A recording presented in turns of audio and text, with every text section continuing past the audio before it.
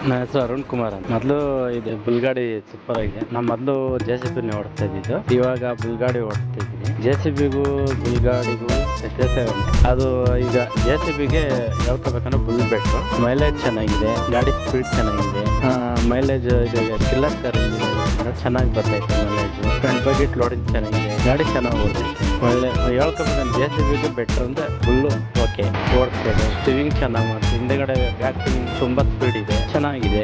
ಫ್ರಂಟಲ್ಲೂ ಇದೆ, ರನ್ನಿಂಗು ಚೆನ್ನಾಗಿದೆ. JCBಗೆ all the best ಅಂದರೆ ಬುಲ್ಗಾಡಿ ಸೂಪರ್ ಆಗಿದೆ.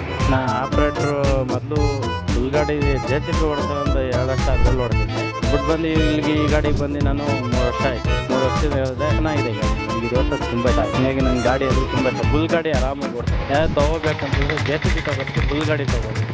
ಬೆಟ್ರು ಸೂಪರ್ ಆಗಿದೆ.